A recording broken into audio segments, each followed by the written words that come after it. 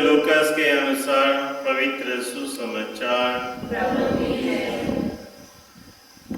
संत Lucas अध्याय 10 वचन 38 से।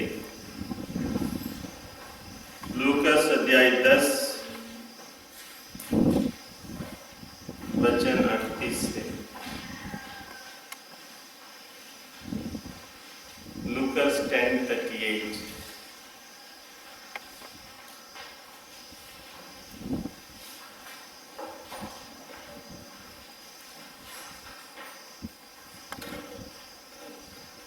यीशु यात्रा करते करते एक गांव आए और मार्था नामक महिला ने अपने यहाँ उनका स्वागत किया। उसके मरियम नामक एक बहन थी जो प्रभु के चरणों में बैठकर उनकी शिक्षा सुनती रही, परंतु मार्था सेवा सत्कार के अनेक कार्यों में व्यस्त थी। उसने पास आकर कहा, प्रभु, क्या आप यह ठीक समझते हैं कि मेरी बहन ने सेवा सत्कार का पूरा भार मुझ पर ही छोड़ दिया है? उससे कह दीजिए कि वह मेरी सहायता करे। प्रभु ने उत्तर दिया, मार्था मार्था, तुम बहुत सी बातों के विषय में चिंतित और व्यस्त हो, फिर भी एक ही बात आवश्यक है। मरिया ने सबसे उत्तम भाग चुन लिया है, वह उससे नहीं लिया जाएगा।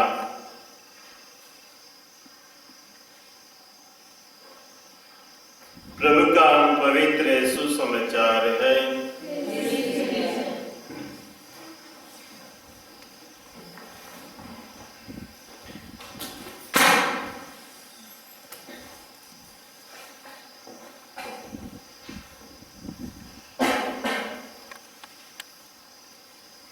क्रिस्त में मेरे प्यारे भाई और बहनों,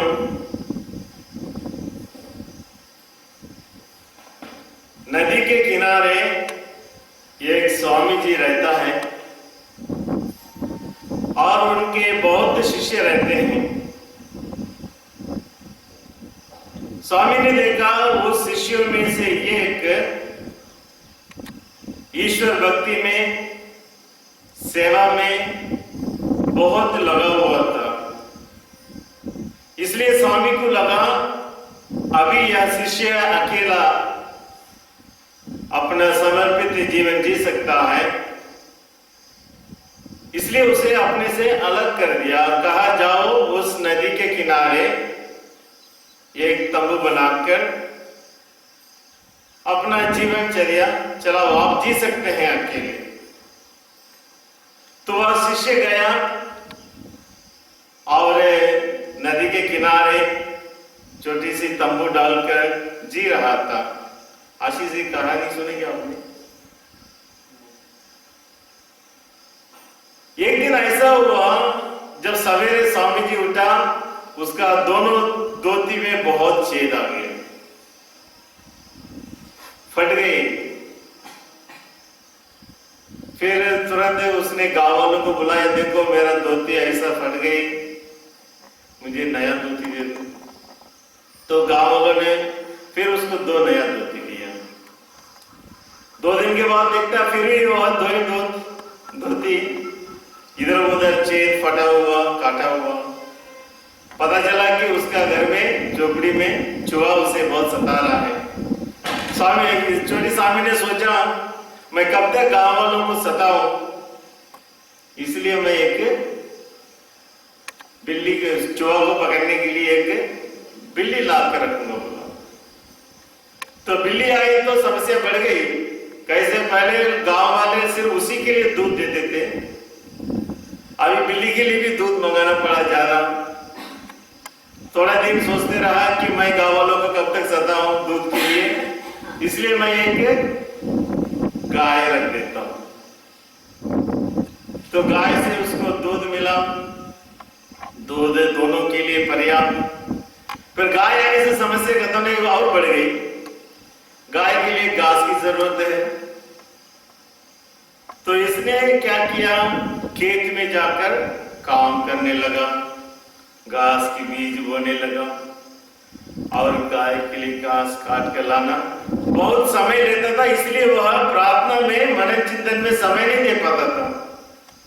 इसलिए उसने सोचा अभी मैं कुछ नौकरों को रखूंगा। जब नौकर आ गए कासिमिर, काम सब अच्छा चलता रहा, मगर काम की देखरेख करने के लिए कैसे मैं बार बार नहीं जा सकता हूं, इसलिए उसने सोचा मैं शादी कर लूं। जब औरत आ जाएगी फिर वो कारोबार सब, खेत के कारोबार सब संभालेगी, फिर मैं प्रार्थना में लगे रह सकता हूं। शादी कर लिया तो इस प्रकार उसके कारोबार बढ़ते गया। एक दिन उसका असली स्वामी जिसने उसको यहाँ भेजा देखने के लिए आया कि मैंने एक मेरा दास को भेजा वो कैसे जी रहा है। जब स्वामी आकर देखा नदी के किनारे एक बहुत बड़ा मंजिल महल खड़ा, फिर पास वाले नौकरों से पूछा क्या यह वही घर है जहां मेरे एक शिष्य जीता था, रहता था? तब तक शिष्य तुरंत दौड़ कर आया और जवाब बोला जी हाँ स्वामी जी मैं ही हूं। तंबू की जगह पर मैं इसलिए इतनी बड़ी महल खड़ा किया क्योंकि मेरे लिए वो दो धोतियों को सुरक्षित रखने के लिए दूसरा कोई रास्ता नहीं। दो धोती को रखने के लिए, सुरक्षित रखने के लिए स्वामी ने इतने बड़े कारोबार। हम ईसाई लोगों या अन्य लोग जो कुछ हम करते हैं अच्छे समझ कर ही करते हैं। जो स्वामी ने किया सभी अच्छे समझ कर किया, मगर वह अपनी समर्पित जीवन से, साधु के जीवन से हट गया।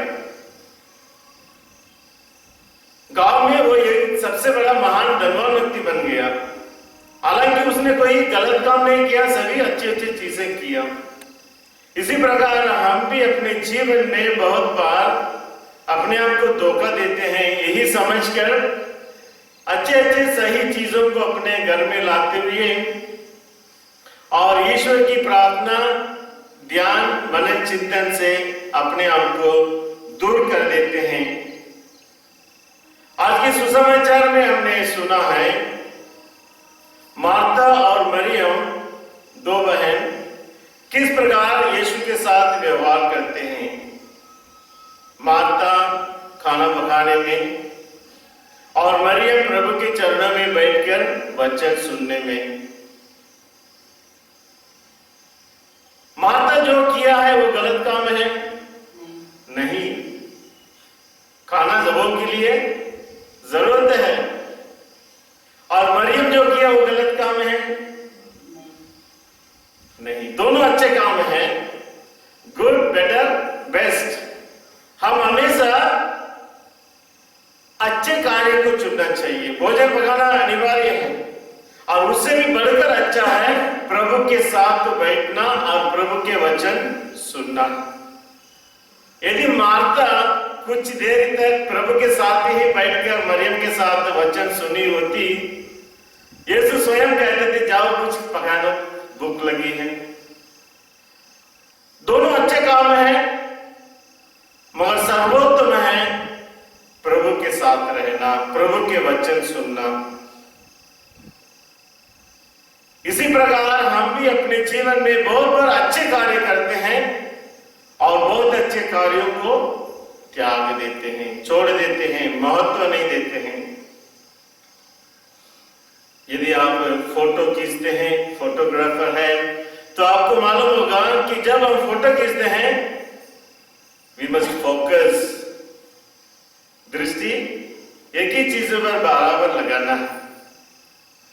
मार्था ने दृष्टि लगाई अपने ऊपर, अपने कामों पर, मगर मरियम दृष्टि लगाती है प्रभु पर और प्रभु के वचनों पर। We must focus on the right thing. दोनों अच्छा है, मगर सर्वोत्तम है प्रभु के साथ रहना। बहुत बार हम ऐसे ही अच्छे कार्य के लिए घर से निकल जाते हैं और प्रभु को त्याग देते हैं। इसलिए प्रभु बताते हैं जो मरियम ने चुना मेरे चरणों में बैठकर प्रभु के वचनों को सुनना, उसे कभी नहीं लिया जाएगा। महत्व देते हैं। इसलिए लूकस के सुसमाचार अध्याय 9:35 में हम सुनेंगे। लूकस 9:35।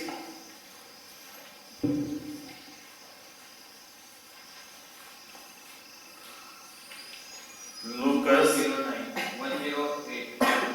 पेज नंबर 108 9:35 पढ़िए। बादल में से यह वाणी सुनाई पड़ी, बादल में से यह वाणी सुनाई पड़ी, यह मेरा प्रिय पुत्र है, यह मेरा प्रिय पुत्र है, इसकी सुनो। इसकी सुनो। वाणी समाप्त होने पर नहीं, इसकी सुनो।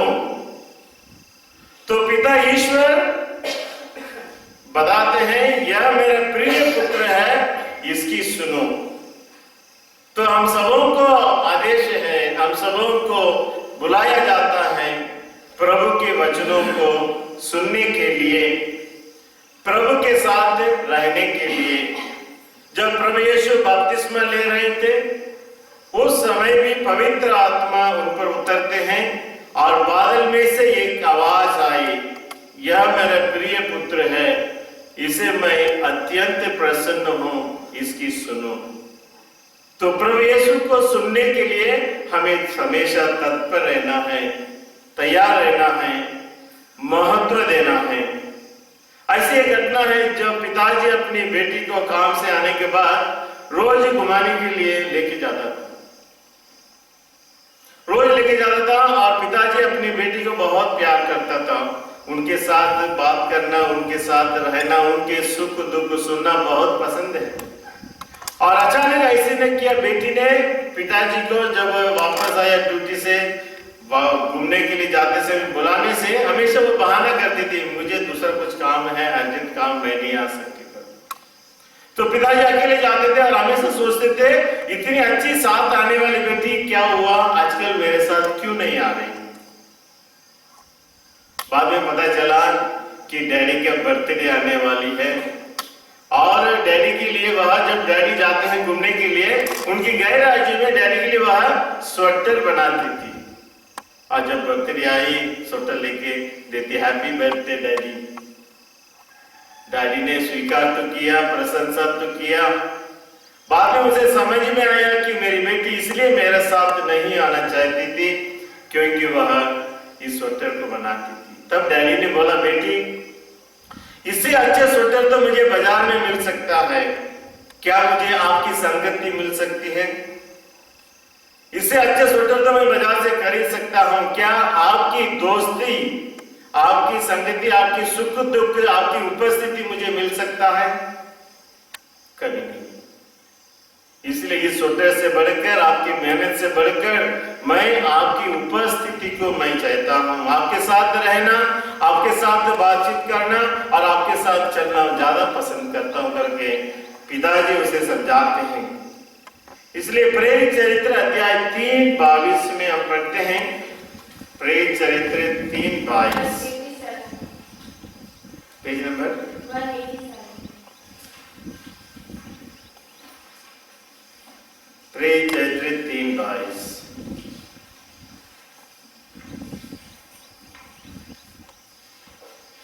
कौन पढ़िए? पढ़िए। मूसा ने तो कहा, प्रभु ईश्वर तुम्हारे भाइयों में से तुम्हारे लिए मुझ जैसा एक नबी उत्पन्न करेगा। वह जो कुछ तुम लोगों से कहेगा तुम उस पर ध्यान देना। तुम उस पर ध्यान देना। जो उस नबी की बातें नहीं सुनेगा, वह प्रजा में से निकाल दिया जाएगा। तो यह वचन विधि विवरण ग्रंथ से लिया गया है और पेट्रोस प्रवचन देते समय लोगों को बताता है, प्रभु ईश्वर मूसा जैसा एक महान व्यक्ति तुम्हारे बीच में से ही लाएगा और तुम लोग उसकी बात सुनो। और वह नबी है स्वयं प्रभु यीशु।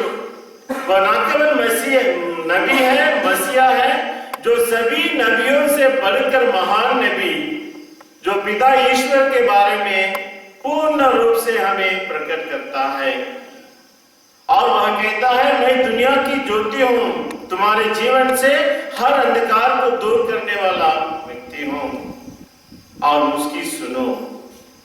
तो प्रभु यीशु की बातें सुनना, प्रभु यीशु से हमें सीखना है कि पिता ईश्वर कितने महान है, हमारे लिए कितना महान कार्य करते हैं। इसलिए हम पढ़ेंगे यिर्मयाह के ग्रंथ अध्याय 26:2 में, यिर्मयाह 26:2।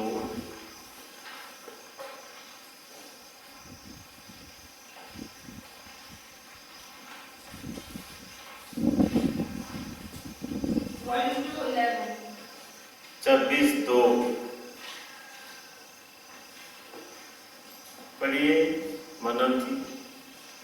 प्रभु यह कहता है, प्रभु यह कहता है, प्रभु के मंदिर के प्रांगण में खड़े होकर, प्रभु के मंदिर के प्रांगण में खड़ा होकर यूदा के सभी नगरों के निवासियों को संबोधित करो, जो वहां आराधना करने आते हैं, जो कुछ मैं तुम्हें बताऊंगा, यह सब उन्हें सुनाओ। एक शब्द भी नहीं छोड़ोगे। हो सकता है कि वे सुने और अपना कुकर्म छोड़कर मेरे पास लौटें। हो सकता है वे मेरे वचन सुने, अपने कुमार्ग छोड़ दे और मेरे पास लौट आए। तो नबी यिर्मयाह कहता है, ईश्वर कहता है, मेरे मंदिर में आने वाले उन सभी लोगों को मेरे वचन सुनाओ। हो सकता है मेरे वचन सुनकर कुमार्ग छोड़कर मेरे पास आ जाए। यदि आप देखेंगे पूरे बाइबल में हमें यही बताया गया है कि मनुष्य कैसे अपने बुरे कर्मों को छोड़कर, अपने बुरे आचरण को त्याग कर ईश्वर के पास लौट आने का संदेश दिया गया है। और इसलिए जब कभी हम मंदिर आते हैं, जब कभी हम प्रभु के स्थान पर आते हैं, हम सबों को यही वचन सुनाया जाता है कि हमें कैसे वापस आना है, प्रभु के पास आना है और प्रभु के मार्ग पर चलने के लिए प्रयास करना है। उपदेश ग्रंथ अध्याय 4:17 में, उपदेश ग्रंथ 4:17,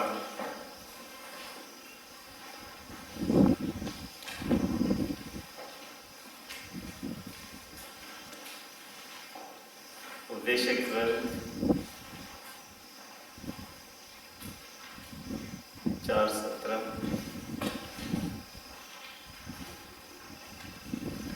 पेज नंबर 968, 4:17। गोलक मिल गया? 4:17 पेज, अध्याय वचन, पेज नंबर 968।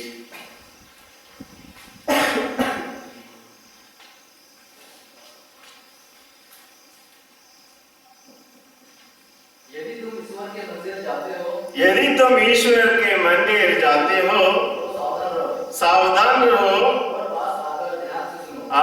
और पास आकर ध्यान से सुनो। तो सब हम मंदिर आते हैं, ध्यान से प्रभु के वचन सुनना है।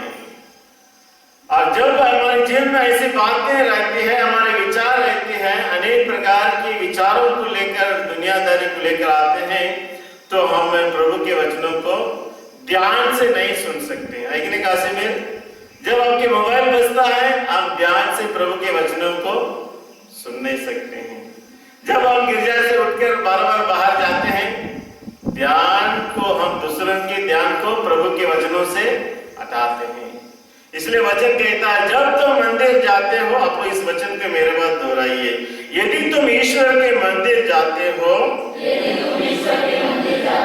तो सावधान रहो और पास आकर ध्यान से प्रभु के वचन सुनो। पास आना इसलिए मैं बार बार बोलता, सामने आकर बैठो, सामने आकर बैठो, पास आकर प्रभु के वचन सुनना। सामने के दोनों बेंच खाली है कि नहीं सिल्वेस्टर? पास आना है, प्रभु के वचन सुनने के लिए पास आना है और हमारा ध्यान लगाकर प्रभु के वचन सुनना है। इसलिए बारंबार आपको चेतावनी दी जाती है, अपने मोबाइल बंद रखो और ऐसी कोई भी कार्य मत करो जो स्वयं की और अन्य लोगों के ध्यान को हटा सकता है। यदि हम ध्यान प्रभु की ओर से, हमारा focus must be on God, हमारा फोकस मस्ट बी ऑन प्रभु के वचन। और इसलिए जब मंदिर आते हैं हमें पूरे लगन से, ध्यान से प्रभु के वचन सुनने के लिए प्रयास करना चाहिए। नबी हबक्कुक का ग्रंथ 2:20, हबक्कुक 2:20, प्रोफाइल बोलो, हबक्कुक, पेज नंबर, अल्विन पेज नंबर, ध्यान है कि नहीं? 2:20, हबक्कुक 1423। 1423, फिलोमेना पढ़ेंगे 1423, पेज नंबर 1423, अध्याय 2:20। पर प्रभु अपने पवित्र मंदिर में विराजमान रहता है। हाँ, प्रभु अपने पवित्र मंदिर में विराजमान रहता है।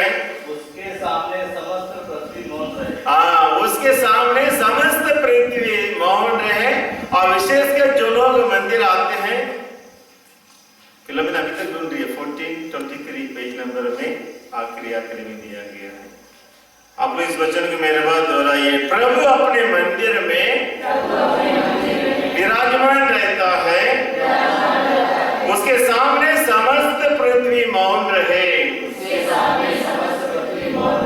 और इसलिए जब हम मंदिर आते हैं, हर प्रकार की चिंताओं को, हर प्रकार की प्रोग्राम जो हम बनाते हैं, वो सब छोड़कर प्रभु के पास ध्यान से वचन सुनने के लिए हमारे दृष्टिकोण प्रभु में लगे रहना चाहिए। तभी हमारे लिए यह समय जो हम मंदिर में प्रभु के साथ बिताते हैं लाभदायक होगा और हमारे जीवन में परिवर्तन लाने के लिए सहकारी होगी। इसलिए लूकास 8:18 में हम पढ़ेंगे, लूकास 8:18, सिस्टर मेरी, लूकास 8:18, 105, 8:18 में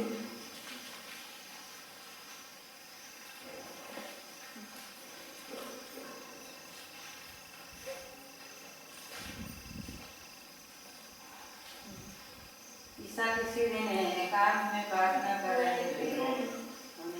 8:18, 104।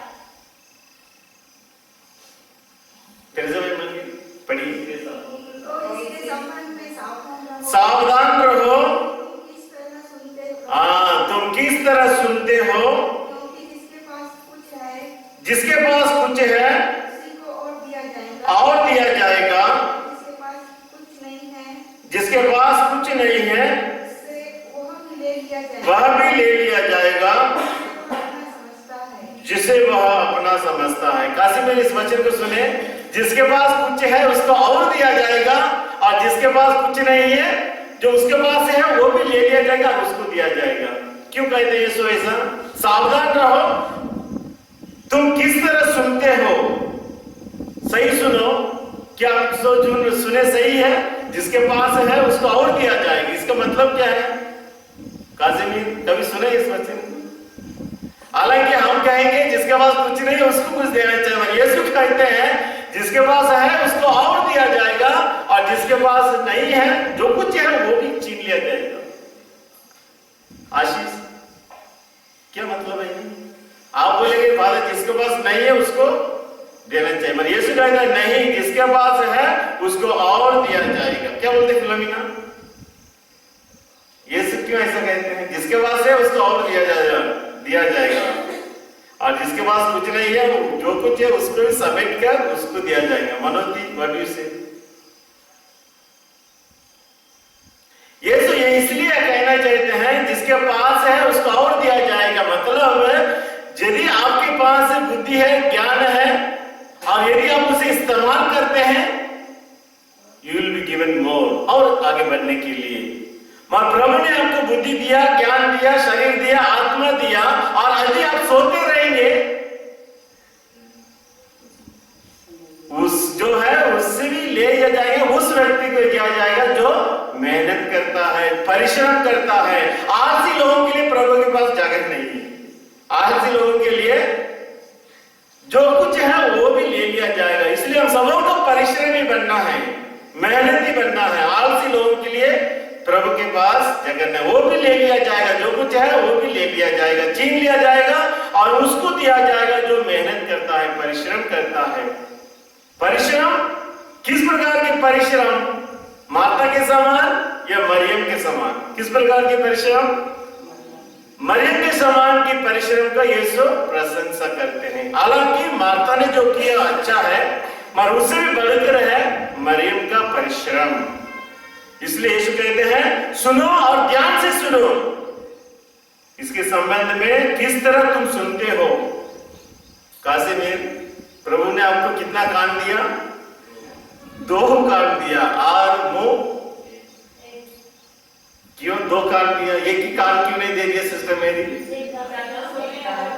यस, हम ज्यादा सुने। ज्यादा क्या सुने? मनोहर जी ये भी बात है, क्या सुन रहे हो? क्या आप दिन भर टीवी की आवाज सुन रहे हो, या दूसरों की बुराई सुन रहे हो, या दुनियादारी सुन रहे हो, या प्रभु के वचन सुनने के लिए प्रभु ने हमें दूसरों की दुख दर्द सुनने के लिए, दूसरों की बुराई नहीं, मगर बोलने के लिए एक ही मुंह दिया है। इसलिए हमें कम से कम बोलना है और ज्यादा से ज्यादा सुनना है। सुनना है दूसरों की दुख दर्द को, हम किसी के लिए सहारा बने। सुनना है हमें प्रभु के वचन, सुनना है हमें जो ईश्वर हमें बताना चाहता है। क्या सुनने में आप उतना ही उत्सुकता दिखाते हैं? आशीष, चर्च में आने से, प्रभु का वचन सुनने के लिए हमें उत्साह है, इच्छा है, या बाहर जाकर हम कितने आपस में बोलते हैं? बोलने के लिए अच्छा लगता है, मगर we must listen and we must listen to God. इसलिए प्रभु ने हमें 2 कान दिया है। और इसलिए योहन के सुसमाचार अध्याय 9:4 में हमें बताते हैं, योहन 9:4, लूकास पर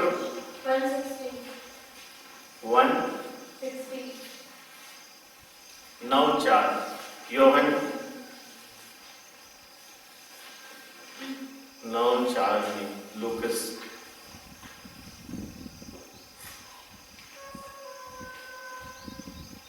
160 अलगी मदद करो। 160 के नंबर 8:4।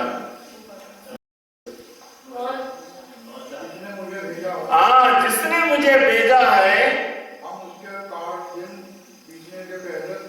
हमें उसका कार्य दिन बीतने से पहले ही पूरा करना है। रात आ रही है जब कोई काम नहीं कर सकता है। बस इतना ही। आप लोग इस वचन के मेरे बात दोहराइए। जिसने मुझे भेजा है हमें उसका कार्य दिन बीतने से पहले ही पूरा कर देना है। और रात आ रही है जब कोई भी काम नहीं कर सकता। तो यीशु बताते हैं जिसने मुझे भेजा है। किसने प्रभु यीशु को भेजा? पिता ईश्वर ने भेजा। कहता है उस कार्य को दिन बीतने से पहले ही करना है। दिन बीतने से पहले करना है। रात आ रही है। दिन और रात के बारे में यूहन्ना बताते हैं। दिन किसकी ओर संकेत करता है?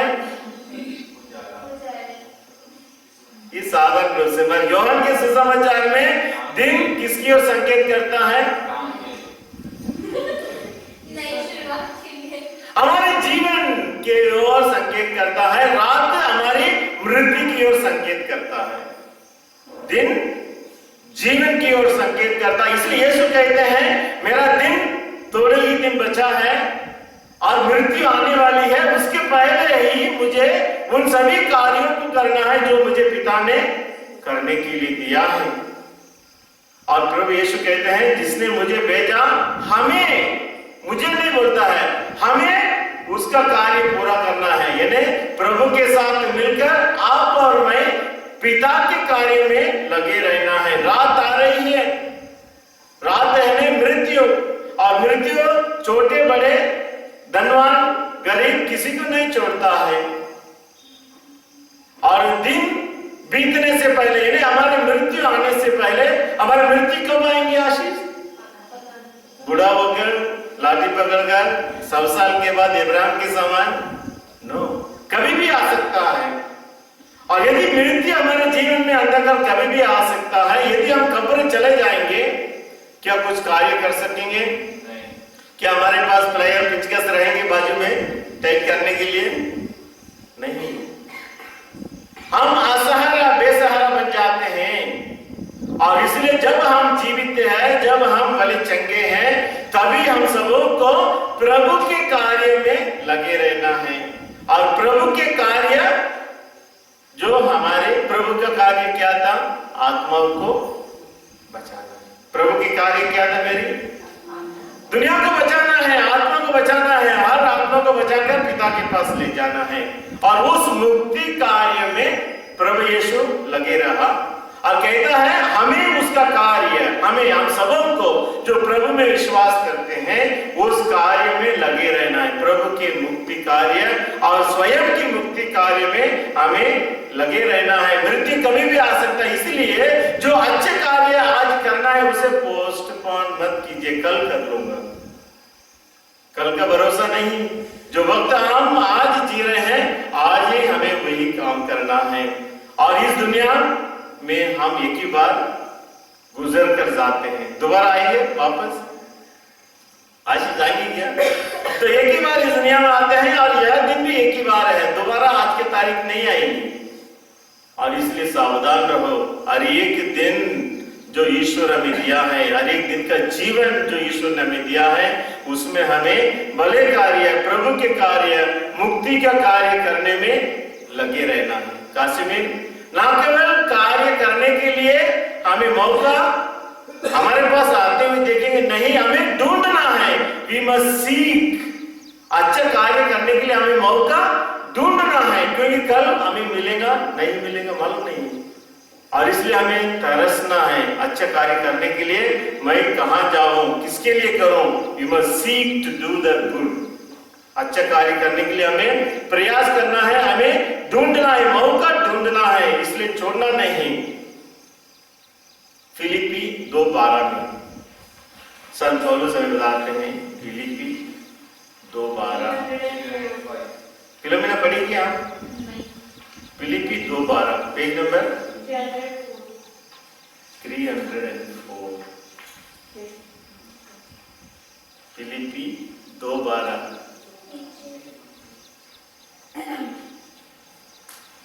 प्रिय भाइयों और बहनों, आप लोग सदा मेरी बात मानते रहे। हाँ, सदा मेरी बात मानते रहे। अब मैं आप लोगों से दूर हूँ, इसलिए जिस समय मैं आपके साथ था उससे कम नहीं, बल्कि और भी अधिक उत्साह से आप लोग डरते कांपते हुए, अधिक उत्साह से आप लोग डरते कांपते हुए अपनी मुक्ति के कार्य में लगे रहे। अपनी मुक्ति कार्य में लगे रहना है। और ईश्वर अपना प्रेमपूर्ण उद्देश्य पूरा करने के लिए आप लोगों में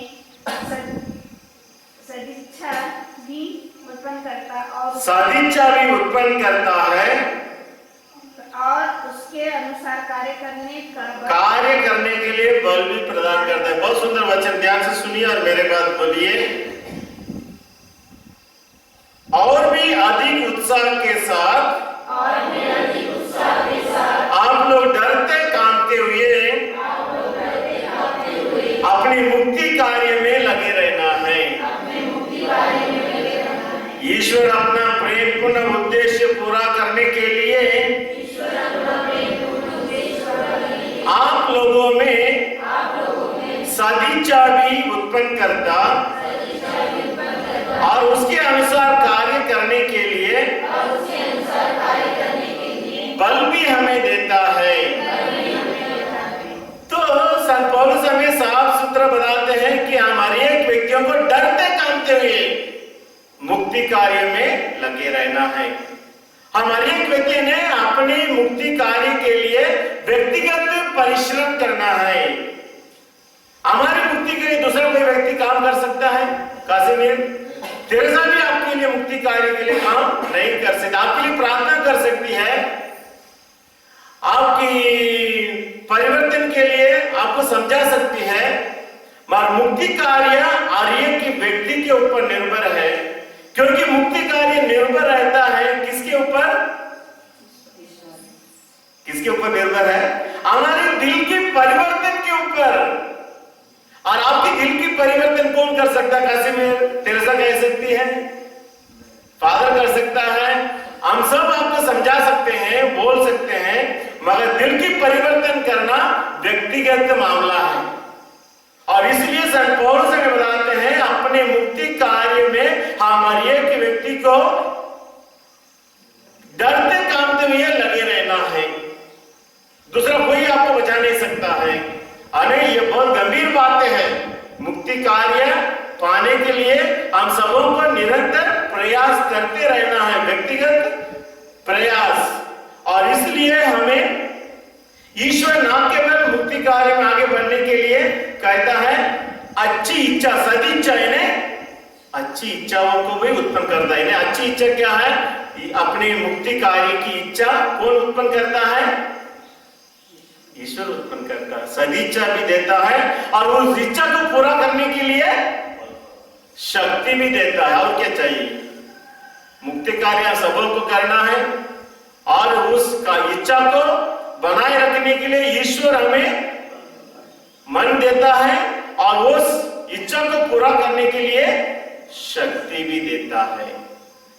और इस प्रकार हम सब कुछ पाया है, ईश्वर से सब कुछ पाया है। और यदि हम इसे इस्तेमाल नहीं करेंगे, आप में जो इच्छा है, आप में जो शक्ति है, वो सबों को ईश्वर छीन लेता है, फिर आपको खोखला छोड़ देंगे। इसलिए आलसी मत बनो, आलसी मत बनो।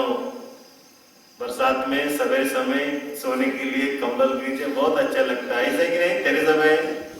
फिर भी हमें मुक्ति कार्य में डरते कांपते हुए अपनी स्वयं की मुक्ति के लिए हम सबों को प्रयास करना है। इसलिए दूसरा कोई हमारे मदद नहीं कर सकता है। यदि आपको बीमार आती है कासिमिर, आप कितने बार बैतुल दौड़े? दौड़ते कि नहीं? यहां ठीक नहीं है, हम नागपुर दौड़ते हैं क्योंकि हम अपने शरीर को बचाना चाहते हैं। यदि आप अपने शरीर को बचाने के लिए इतना उत्साह दिखाते हैं, तो आत्मा को बचाने के लिए और कितना उत्साह दिखाना चाहिए।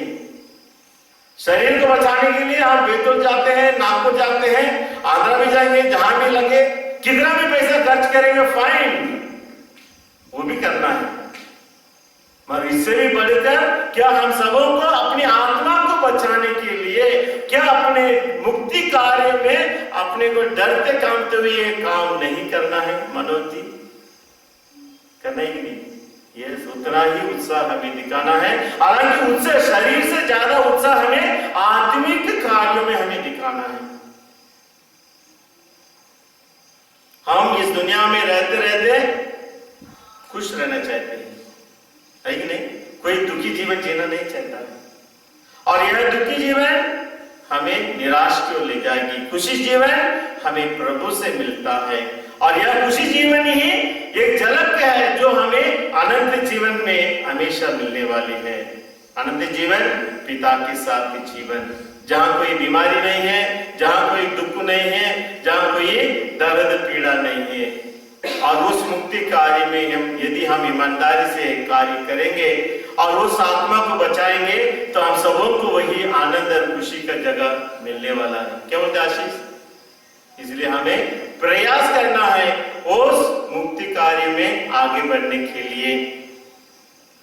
जैसे मैंने कहा, इस मुक्ति कार्य में कोई भी हमारी मदद नहीं कर सकता। मतलब मदद करेंगे, समझा सकते हैं, प्रार्थना कर सकते हैं, प्रोत्साहन दे सकता है कि नहीं? बोलो, प्रार्थना करो, मगर मरने के बाद आपको कोई भी नहीं बचा सकता है। इसलिए कान लगाकर सुनो, यीशु कहते हैं, और सुनो और समझो कि क्या सुन रहे हो आप। लूकस 9:25, लूकस 9:25 कौन पढ़ेंगे अभी तक? दूसरा बहन तेरेसा बहन 9:25, नर्स बहन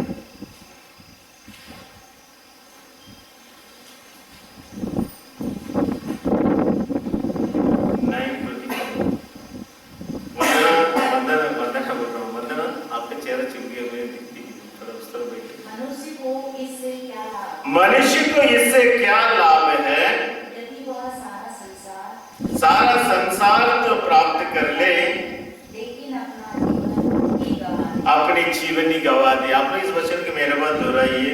मनुष्य को इससे क्या लाभ है यदि वह सारा संसार प्राप्त कर ले लेकिन अपना जीवन ही गवा दे, सर्वनाश कर दे।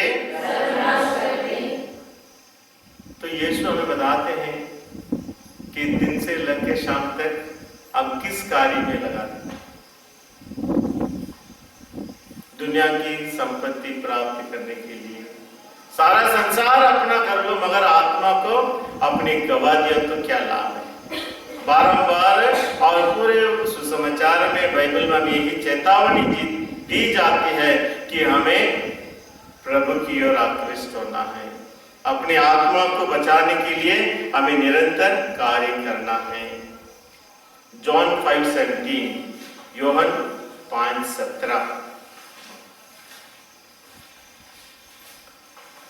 वंदना, योहन 5:17।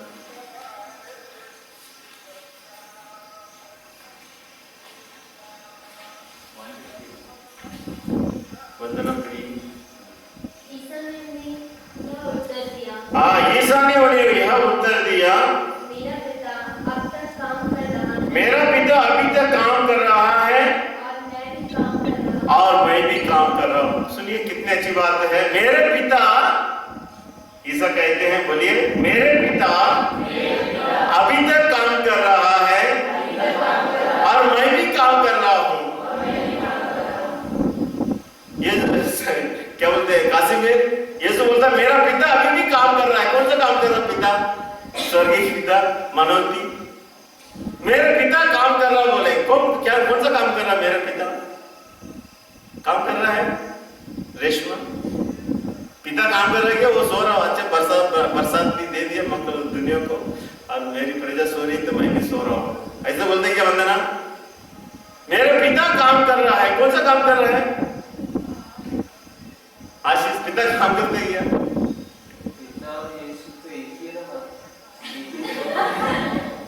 क्रूस पर कौन मरा? यीशु मरा के पिता मरा? तो पिता क्या काम कर रहा है और यीशु अलग अलग काम। दोनों एक ही भी है, अलग अलग भी है। कौन सा काम कर रहा है? वही तो पूछ रहा हूँ, पिता कौन सा काम कर रहा है? फिलोमिना पिता कौन कर रहा है? यदि आप पूछेंगे, आपसे पूछेंगे आपका पति राफेल क्या काम कर रहा है? नट बोल्ट टाइट कर रहा है, वायर जोड़ रहा है, कुछ भी कर रहा, बोलेंगे पिता हमारा स्वर्गीय पिता कौन सा काम कर रहा है? बोलो।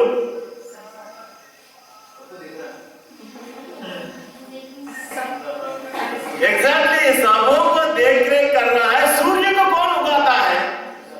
पिता ही से उगाता है। उसने बनाया और छोड़ दिया नहीं, रोज दुनिया को प्रकाश दे रहा। कौन दे रहा? यस। ये तो घास को उगाता है, कौन उगा रहा है उसको? ईश्वर काम करता है। पानी बरसाता है पिता। काशी में पिता का काम देख, पानी बरसा रहा। और सुंदर सुंदर फूल जंगल में कौन उगाता है? और हम सबों को दुनिया को संचालन करने पिता का काम है कि नहीं? इसलिए पिता भी काम कर रहा है और मैं भी काम कर रहा हूं, यीशु भी काम कर रहा है। अभी आशीष बोलेगा यस, पिता का काम यीशु का काम है। देखिए पिता क्या काम करता है, आगे देखेंगे। 102:26 स्तोत्र ग्रंथ 102:26 पिता क्या काम कर रहा बताता है। 102 जयंती पास आकर ध्यान से सुनना है। अगले हफ्ते से जयंती बिल्कुल सामने बैठी। पेज नंबर 890 102:26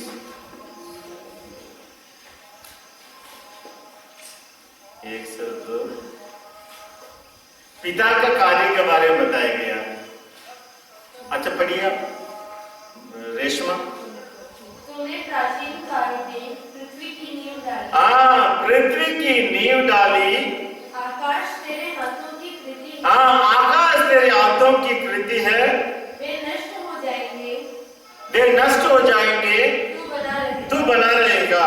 वे वस्त्र की तरह पुराने हो जाएंगे। तू परिधान की तरह उन्हें बदल देगा। और वे फेंक दिए जाएंगे। किंतु तुम एक रूप रहता है। तेरे वर्षों का अंत नहीं। तो यहाँ स्तोत्र ग्रंथ हमें बताता है कि पिता ईश्वर क्या काम करता है। दुनिया की नींव डाला है। काशी आप घर का नींव डाला कि नहीं? कितना कठिनाई हुई पड़ोसी से इधर से नींव डालने के लिए, सब विरोध की, मगर ईश्वर ने ये सारी दुनिया के लिए नींव डाली है। कितना बड़ा पौधा होगा रेशमा? ईश्वर ने दुनिया की नींव डालने के लिए। और रात में हमको तारों को दिखाता कि नहीं?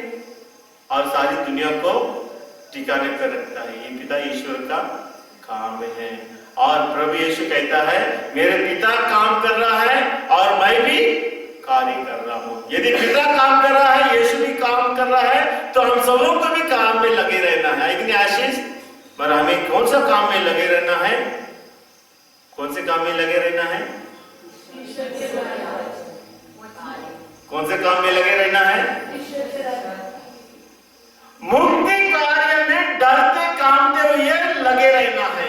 इसे कभी बोलना नहीं काशी में। मुक्ति कार्य हर एक व्यक्तियों को अपना व्यक्तिगत रूप से परिश्रम करना है, मेहनत करना है अपने आत्मा की बचाव के लिए। इसलिए हम सबों को मेहनत करना है। मगर इसका मतलब नहीं हम खाना पीना नहीं करेंगे, इसका मतलब नहीं हम पढ़ाने के लिए नहीं जाएंगे। ये सब काम आवश्यक है, they are good, but we must employ ourselves in good better works. लेकिन आशीष दोनों काम चाहिए और ज्यादा महत्व हमें किसको देना है? ईश्वर की कार्य में, अपनी मुक्ति कार्य में हमें लगे रहना है। स्तोत्र ग्रंथ 28:5 स्तोत्र ग्रंथ 28:5 सिस्टर एलिजाबेथ 28:5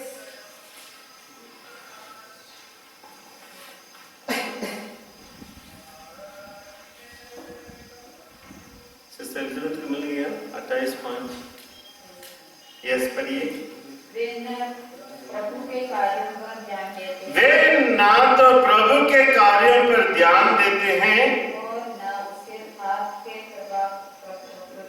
कृत्यों के ऊपर उनके हाथ के कृत्यों पर उनका सर्वनाश करे और फिर कभी उनका निर्माण ना हो। मतलब पिता ईश्वर निर्माण कार्य में जो बना हुआ है उसे हमें ध्यान देना है, पहचानना है। आकाश, पृथ्वी, पाताल, सब समुद्र जितना भी है ईश्वर की सृष्टि है।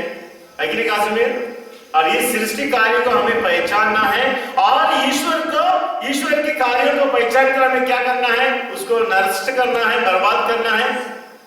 क्या करना काशी में? ईश्वर के कार्यों को देखकर हमें क्या करना है? आंख बंद करना है। फिर ईश्वर के कार्यों को देखकर हमें क्या करना है? सिस्टर मेरी खुशी मनाना है, ईश्वर की प्रशंसा करना। You must praise God. जब इतना सुंदर सृष्टि देखते हैं, सवेरे सूर्य उगते हुए, सुंदर फूल खिलते हुए, ईश्वर की सृष्टि, उसको देखकर हमारे दिल में उस ईश्वर के प्रति प्रशंसा आना चाहिए, खुशी आना चाहिए। मेरी खेती खुशी है, you must be happy and we must praise God. ईश्वर को हमें स्तुति करना है। योग 34:1, योग का ग्रंथ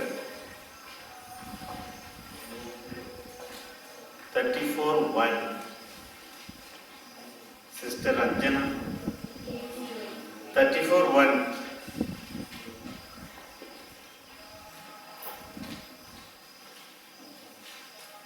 नंबर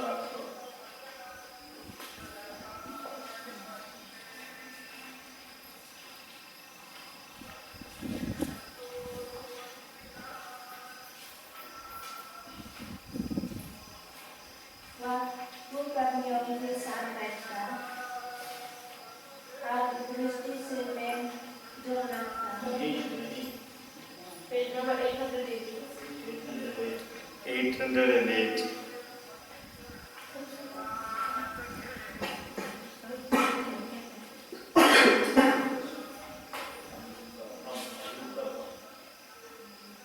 बुद्धिमान लोग मेरा वचन सुनो, ज्ञानियों मेरे सब बातें पर ध्यान दो।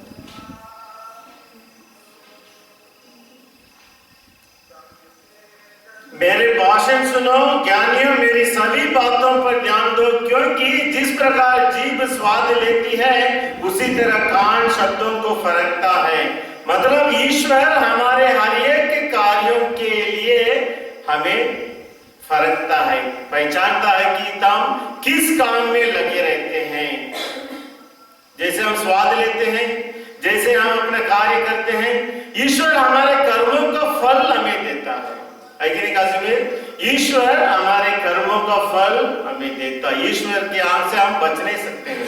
मगर बहुत बार हम सोचते हैं कि मेरा पड़ोसी इतना गलत काम करता है, इतने बुरा काम करता है, उसके तो कुछ होता ही नहीं है और ऐसे फलते फूलते जा रहा है, और हम इधर इतना अच्छा काम कर रहे हैं, हर हफ्ता चल जाते हैं। हमारे जीवन में परेशानी, समस्या क्यों है?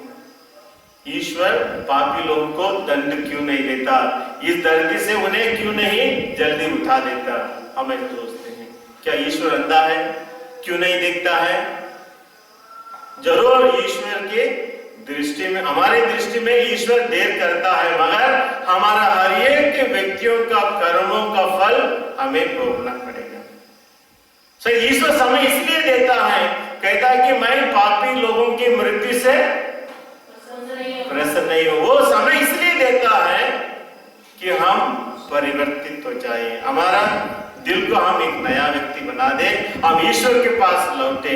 मगर ऐसा कोई भी व्यक्ति नहीं जो अपने कर्मों से बच सकता है। आज नहीं तो कल ईश्वर हमारे कर्मों का फल देता है। अच्छा कर्म अच्छा फल, बुरा कर्म और उसके लिए दंड हमें भोगना ही पड़ता है। इसलिए ईश्वर से कोई बच नहीं सकता है कि नहीं आशीष?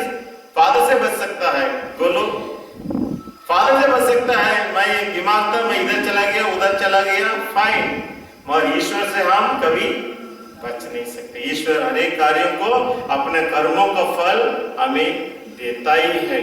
सुक्ति ग्रंथ 16:3। सुक्ति ग्रंथ 16:3।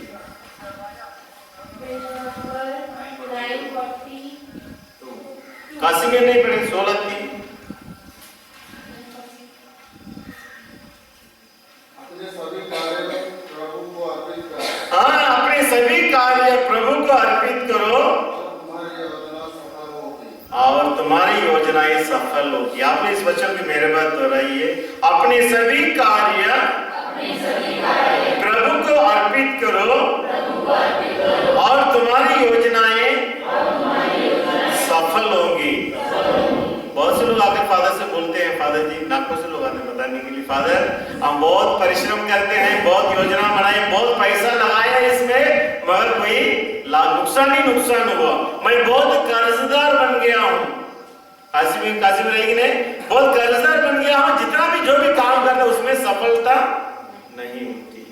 जी हाँ, हमारा कार्य तभी सफल होगा, हमारी योजनाएं तभी पूरा होगी जब हम अपने कर्म को वी सरेंडर आवर वर्क, अपने कामों को हम ईश्वर को अर्पित करते हैं। आज द ब्लेसिंग, ईश्वर की आशीष हमें मांगना। हर कार्य शुरुआत करने से पहले आशीष हमें क्या करना, हमारे कार्य प्रभु से कहना, प्रभु मैं ये कार्य करने जा रहा हूं, आप इसे संभालिए, रक्षा कीजिए, मार्गदर्शन दीजिए। ऐसा हर कार्य हम प्रभु को अर्पित करना है, तभी हमारा कार्य सफल होगा। कि नहीं लोकल्स, यदि हम ईश्वर को अपना कार्य समर्पित नहीं करेंगे, यदि हमारे कामों पर ईश्वर की आशीष नहीं रहेंगे, हम शाम को इतना परिश्रम करके थके मांदे आएंगे और हमारे दिल में खुशी नहीं रहेगी, हमारे दिल में शांति नहीं रहेगी। और जब घर में पिता खुश नहीं है, दुखी है, तो बच्चे पत्नी के क्या हाल होंगे आप समझते हैं कि नहीं। फिलोमिना, जब रफाएल गुस्सा में है और दुखी है, निराश है, तो वही देगा, सब बच्चों को भी देगा, ले तो मेरे पास यही है, जो है वही दे सकता है।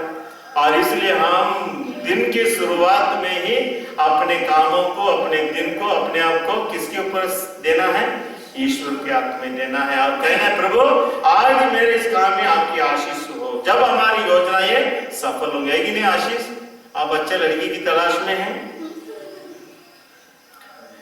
इधर उधर ढूंढने से नहीं मिलेगा, मगर इस योजना को प्रभु को समर्पित करो। प्रभु मैं अभी जवान हो गया हूं, शादी करने लायक बन गया हूं, आपने मुझे इतना बड़ा बनाया, अभी मुझे अच्छी लड़की दीजिए। यू सरेंडर दिस प्रोग्राम, आपकी योजना को प्रभु के हाथ में दे दो और प्रभु आपको अच्छा लड़की दिखाए। तुम ढूंढने में जबलपुर में, भोपाल में काम मिल जाएगी, नो, प्रभु को अर्पित करो हर कार्य। और हम वही कार्य प्रभु को अर्पित करेंगे जो प्रभु के लायक है। उल्टा पुल्टा काम करेंगे, प्रभु आशीष देगा नहीं। इसलिए हमारा हर इच्छा, हर कार्य प्रभु के लायक होना चाहिए और प्रभु के कार्य में प्रभु जरूर हमें आशीष देता है। स्तोत्र ग्रंथ 145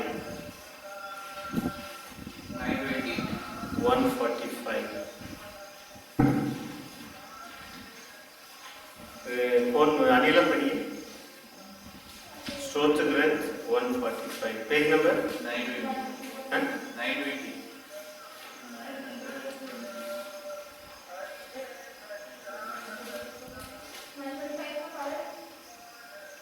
स्तोत्र ग्रंथ 145:10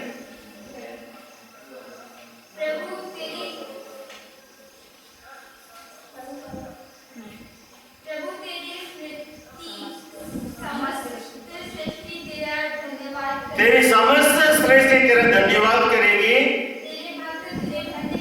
तेरे भक्त तुझे धन्य कहेंगे, महिमा गाएंगे, बखान करेंगे, जिससे सभी मनुष्य तेरे महान कार्य और तेरे राज्य की अपार महिमा जान जाएं। तो हम अपने चारों तरफ ईश्वर की सृष्टि ही हम देखते हैं, ईश्वर के कार्य। हर मनुष्य किसकी सृष्टि है, कैसे लिए? तो हर मनुष्य, हर पृथ्वी, हर नेचर जो हम देखते हैं सब ईश्वर की सृष्टि है। इसलिए ईश्वर के कार्यों को देखकर, जैसे सिस्टर मेरी ने कहा, हमें ईश्वर की प्रशंसा करना है और इसलिए ईश्वर के कार्यों को हमें त्यागना नहीं, छोड़ना नहीं, गलत इस्तेमाल नहीं करना है। और सूक्ति ग्रंथ अध्याय 10-22 में, सूक्ति 10-22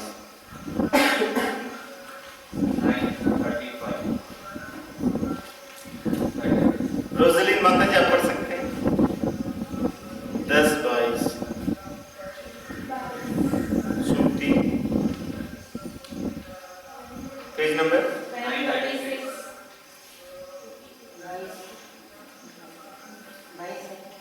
936 सूक्ति ग्रंथ 10-22 ये अम्मा जी पढ़ेंगे। और सोच देंगे फादर मुझसे क्यों नहीं पूछते, मैं सबसे सामने आकर ध्यान से सुन रही हूँ, फिर भी फादर मुझे कभी पूछा नहीं। और प्रभु ने बोला आज पहले ध्यान में पूछो रोसली माता जी।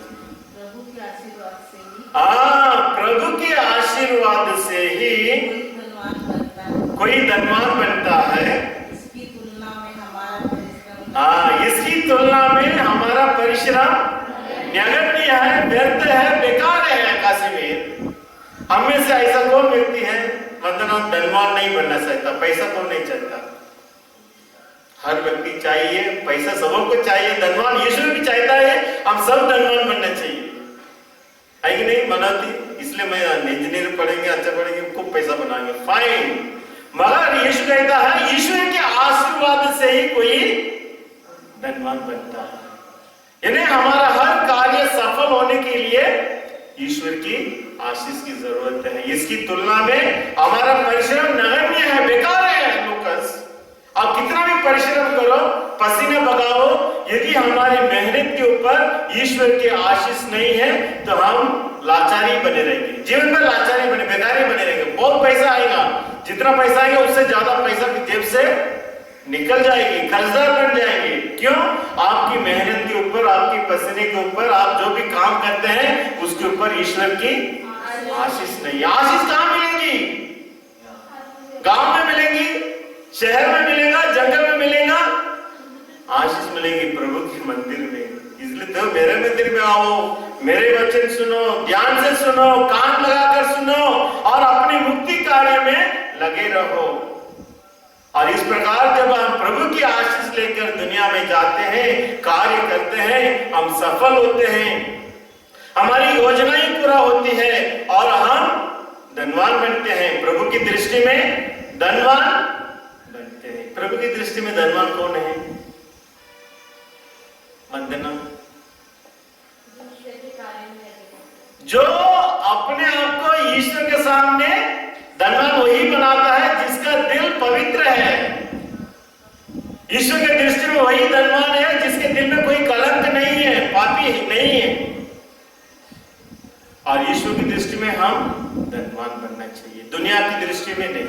हालांकि दुनिया के लोग बोलेंगे तुम्हारे पास पैसा नहीं है, घोड़ा नहीं है, गाड़ी नहीं है, मगर क्या हम घोड़ा गाड़ी से अपने दिल को शांति ला सकते हैं, अपने परिवार में शांति ला सकते हैं?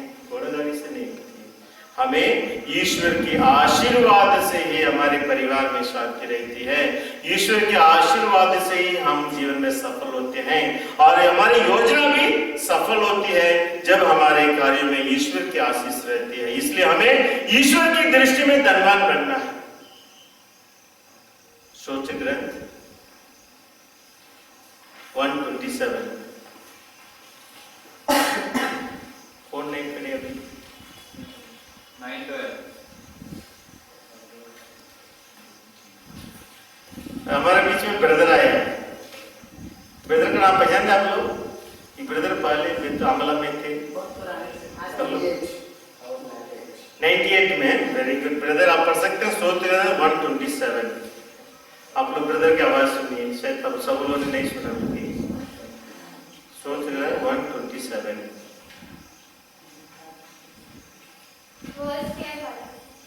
127:1। यदि प्रभु ही घर नहीं बनाए, हाँ, यदि प्रभु ही घर नहीं बनाए तो राजमिस्त्रियों का श्रम व्यर्थ है। राजमिस्त्रियों का श्रम व्यर्थ है। यदि प्रभु ही नगर की रक्षा नहीं करे, प्रभु ही नहर की रक्षा नहीं करे तो पहरेदार व्यर्थ जागते हैं। पहरेदार व्यर्थ ही जागते हैं। कठोर परिश्रम की रोटी खाने, कठोर परिश्रम की रोटी खाने वाले तुम व्यर्थ ही सवेरे जागते, तुम व्यर्थ ही सवेरे जल्दी जागते हो, 4 बजे 5 बजे, और देर से सोने जाते। और देर से सोने जाते। क्या कर रहे हो? मैं बहुत काम कर रही हूँ, घर में काम कर रही हूँ। इसलिए इस वचन को बहुत ध्यान से मेरे बात दोहरा। यदि प्रभु ही घर नहीं बनाए, राज मिस्त्रियों का श्रम व्यर्थ है। यदि प्रभु ही नहर की रक्षा नहीं करे तो पहरेदार व्यर्थ ही जागते हैं। कठोर परिश्रम की रोटी खाने वाले तुम व्यर्थ ही सवेरे जागते हो और देर से सोने जाते हो। कभी भी आशीष बोलता फादर मैं बहुत देर से सोने जाता हूँ, रात को सोएगी नहीं, मैं अकेला हूँ, सो नींद आएगी नहीं। बोलो, देर से सोने गए, रात भर नट बोल टाइट करते रहे, यीशु बोलता यदि प्रभु घर नहीं बनाते हैं और यदि राजमिस्त्रियों का परिश्रम व्यर्थ है, अभी सिल्वर से घर बनाने जा रहे हैं। इसका अर्थ है यदि आप घर बनाते हैं, प्रभु की आशीष की जरूरत है। यदि आप अपने घर बना के छोड़कर आए काशी में, घर की रक्षा करने वाला कौन है? ईश्वर रक्षा करता है। ईश्वर की अनुमति के बिना कोई एक चींटी भी आपके घर के अंदर नहीं जाएगी। प्रभु घर की रक्षा नहीं करता तो पहरेदार, चौकीदार, क्या चौकीदार छोड़ो, सोते समय जाग कर रहने पर भी चौकीदार घर की रक्षा नहीं कर सकते। उसका आपका गलत बंद क्या करेंगे चौकीदार? तो इसलिए मेरा चौकीदार मस्त सोता है। बोले मैंने बोला उसको कुत्ता को बाहर मार देना, कुत्ता भोगेगा फिर तुम जाग देना। फिर भी मैं क्या करता हूँ, रोज चर्च को, मेरे घर को और कैंपस स्कूल को प्रभु के हाथ में सौंपता हूँ। प्रभु ये सब तुम्हारी देन है, तुम्हारी संपत्ति है, हम भी तुम्हारी संपत्ति, हम सबों की तुम रक्षा कर। इतना मुर्गी रखा हूं मैं, जहां मुर्गी रहे तो बरसात में बात से सांप आते हैं और एक भी सांप नहीं आती है। मैंने बोल दी सब आपका है, आपने इसको बड़ा किया है और आप ही इसी की रक्षा करें। सांप आते पर बार बार घूमेंगे, ऐसे चले, मगर घर के अंदर अभी तक एक सांप नहीं घुसा। तो प्रभु यदि रक्षा नहीं करता है, इसलिए मैं 10 भी चौकीदार क्यों ना रखूं, मेरी रक्षा नहीं होगी। पर हम बहुत बार यही बोलते हैं, फादर घर में कोई नहीं, घर में कोई रहना चाहिए ना। यदि घर में आप रहेंगे, गला का दबा का अंदर घुस गए क्या करें? अच्छा हो जाए तो घर में रहने से चाबी भी मिल जाएगी उसको, गला दबा चाबी दिखाओ बोलेंगे। यदि घर छोड़कर आ जाएगा, और यदि प्रभु की योजना में है कि आपकी घर की रक्षा होना है, चोर भी आपके घर में नहीं घुस सकता है। सिस्टर मेरी सीजर को बाहर छोड़कर आई, घर में कोई सीजर क्या करेंगे, गोली मारे भूख गया सीजर। तो इसलिए घर को सीजर के हाथ में नहीं, अपने घर को चौकीदार के हाथ में नहीं, प्रभु के हाथ में से छोड़ना। प्रभु मैं आपके घर से आपके घर से जा रही हूं। बड़कुई में एक परिवार गुड फ्राइडे या सैटरडे, ईस्टर संडे पूरा चर्च आए थे। उसके घर में जितने भी सोना चांदी था सब गायब।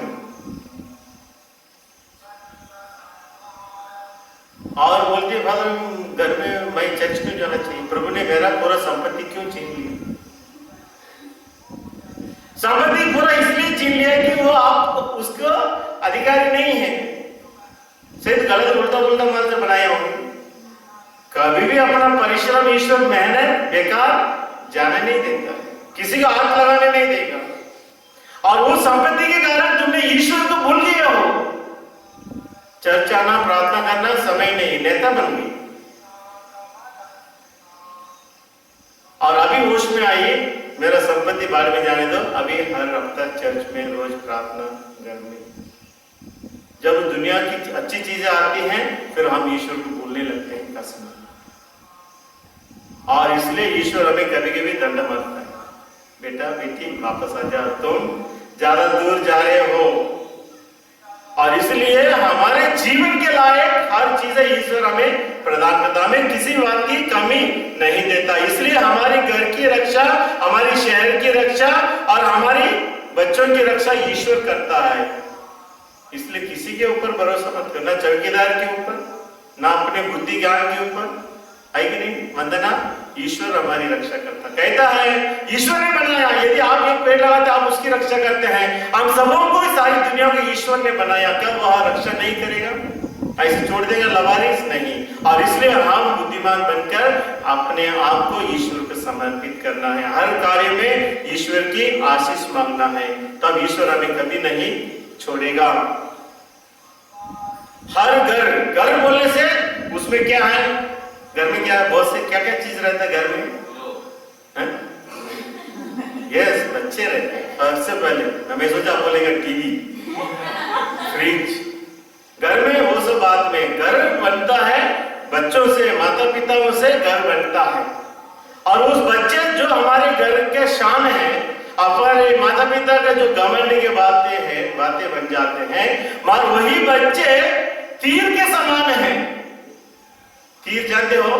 बल्लम मारते कि नहीं सिस्टर मेरे, आपके जंगल में लोग तीर मारते कि नहीं? एक बार तीर छोड़ने के बाद है उसको दिशा को बदल सकते हैं? कभी नहीं बदल सकते। वैसे हमारे बच्चे जब तक हमारे साथ है हम उन्हें प्रभु के वचन से मार्गदर्शन कर सकते हैं, सही दिशा दिखा सकता है कि नहीं लोकल्स? बच्चों को जब तक हमारे साथ है, तीर जैसे जब तक हमारे हाथ में है हम उसे सही निशाने पर लगा सकते। यदि बच्चे बाहर निकल गए, घर से बाहर निकल गए, जैसे तीर घर हाथ से निकल जाता है, हम कभी उसे सुधार नहीं सकते हैं। क्या आप अपने आप को घमंड समझते हो, अपने आप को बड़ा समझते? मेरे लिए 3 बच्चे हैं, 4 बच्चे हैं, क्या आपकी वही बच्चे आपके लिए तीर नहीं बन जाते, आपके दिल को छेद देते हैं, दुख दर्द का कारण बन जाते हैं? यदि आप अपने बच्चों को प्रभु के वचन के माध्यम से सही रास्ता नहीं दिखाते। ऐसे कितना माता पिता है जो रोते हैं, तड़पते हैं, फादर जी 1 गिलास पानी देने के लिए मेरे बच्चे मेरे साथ नहीं हैं। हमें कहा बुढ़े लोग के घर में डाल देते हैं, अनाथ आश्रम में डाल देते हैं। क्या माता पिता वही किया अपने बच्चों के साथ? जन्म होते ही उसे अनाथ आश्रम में डाला है? नहीं। सेवा किया है, भूखे प्यासे रात रात जागकर माता पिता अपने बच्चों को सेवा करते हैं। यदि उस बच्चे को जिसको आपने जन्म दिया उसको आप ईश्वर का वचन के माध्यम से सही निशाना नहीं दिखाओगे, तीर बाहर जाने के बाद तुम कभी उसे वापस नहीं ला सकता, वह फिर कभी वापस नहीं आ सकता। वही तीर आपके दिल में छेदेगी, दर्द का कारण बन जाएगी, आप रोगे, तड़पोगे। इसलिए बच्चों को जन्म देना मात्र पर्याप्त नहीं, मगर उस बच्चे को ईश्वर की निशान दिखाना है, ईश्वर का राज्य का रास्ता दिखाना है। और इसलिए बच्चों को जब तक हमारे साथ है, जैसे तीर अपने जब तक हमारे पास है हम जहां चाहिए वहां घुमा सकते हैं, इतने आशीष, वैसा हम अपने बच्चों को ईश्वर का मार्ग दिखाना है। तभी हम बुढ़ापे में कभी दुखी और निराश नहीं होंगे, नहीं तो वे हमारे आंसुओं के लिए कारण बन जाते हैं। इसलिए माता पिता सावधान रहो, अपने बच्चों को जब तक हमारे साथ है उन्हें रास्ता दिखाओ। प्रभु के वचन सुना, प्रभु के वचन ही अपने लोगों को सही रास्ता दिखा सकता है। दुनिया के लोग नहीं, टीवी नहीं, दोस्त लोग नहीं, मित्र नहीं, आप सब वे सब आपको दुनिया के रास्ता दिखाएंगे, मगर प्रभु का वचन हमें ईश्वर के रास्ता दिखाता है। इसलिए संत पौलुस हमें बताते हैं हम सबों को डरते कांपते हुए अपने मुक्ति कार्य में लगे रहना है। इसलिए अपने चिल्ड्रन, अपने बच्चे तीर जैसा समझ लीजिए, कभी भूलना नहीं। तीर है, बाहर निकल गया, घर से बाहर गया, तुम कभी उसे वापस नहीं ला सकते हैं, दुख का कारण नहीं बनना चाहिए। मत्ती 6:25, मत्ती 6:25,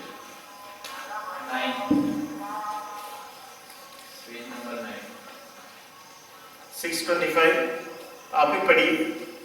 मैं तुम लोगों से कहता हूँ, चिंता मत करो, चिंता मत करो ना अपने जीवन निर्वाह की, ना जीवन निर्वाह की कि हम क्या खाएंगे, और ना अपने शरीर की कि हम क्या पहनेंगे। क्या जीवन भोजन से बढ़कर नहीं, जीवन भोजन से बढ़कर नहीं, और क्या शरीर कपड़े से बढ़कर नहीं, शरीर कपड़े से बढ़कर नहीं।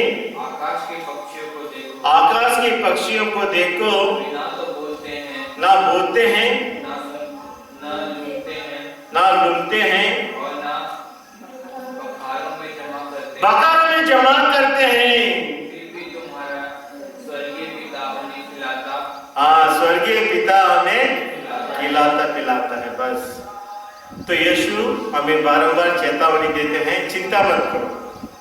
के लिए शरीर के बारे में, कपड़े के बारे में, भोजन के बारे में चिंता मत करो। क्यों चिंता नहीं करना चाहिए मनंती? यीशु का कहने के मतलब चिंता करना चाहिए। भोजन की जो बेसिक आवश्यक जरूरत है उसके लिए चिंता माता पिता करना ही है, मगर यही चिंता हमारे लिए दुख का कारण नहीं बनना चाहिए। यही चिंता हमें ईश्वर से दूर नहीं ले जाना चाहिए। ईश्वर की उपस्थिति से, ईश्वर की वचन से, प्रार्थना से यह चिंता हमें दूर नहीं ले जाना चाहिए। जितनी चिंता आवश्यक है उतना ही हमें करना है। चिंता करना जरूर है। पहले कहानी में जो बताया मैंने, वो साधु को अपने धोती के बारे में चिंता करना जरूरी है। मत धोती बचाने के लिए कहां पहुंच गया? महल बनाया और इकट्ठा कर लिया, पूरे बस्ती से सबसे ज्यादा धनवान बन गया। और इसलिए हम अपने निशानी से हटकर दूसरे सब अच्छे काम करते हुए, और इसलिए हम अच्छे काम करने में भी होशियार रहना है। मुझे कितने अच्छे काम करना है दुनिया के लिए, शरीर के लिए, कपड़ों के लिए, पेट के लिए, कितने अच्छे काम करना है उतना ही करना है। और इसके लिए यीशु कहते हैं चिंता मत करो। बार-बार शिष्यों को समझाते हैं। यह चिंता गरीब लोग, धनवान लोग दोनों को पकड़ लेती है कि नहीं वंदना? ये सबों के जीवन में चिंता है, पर हमें चिंता में डूबना नहीं। चिंता करो कल के लिए क्या चाहिए जरूर, नहीं तो बच्चे उठ के स्कूल जाके नहीं जाएंगे। इसलिए चिंता करना है, मगर जितना चाहिए उतना। धोती को बचाने के लिए इतना बहुत बड़ा महल बनाने की जरूरत नहीं। इसलिए आपको जितना चिंता करना है उतना करो। यह चिंता हमें ईश्वर से, ईश्वर के मार्ग से, ईश्वर के वचन से हमें कभी दूर नहीं करना। यीशु कहता है इकट्ठा मत करो, जमा मत करो। क्यों? जिसने मुंह बनाया, किसने बनाया आपका मुंह? ये उसके खाने के लिए नहीं देगा, इस मुंह को सूखा रखेगा। जिसने मुंह बनाया वो खाना देगा, जिसने शरीर बनाया उसको ढकने के लिए कपड़ा देगा। इसलिए हमें ज्यादा चिंता करने की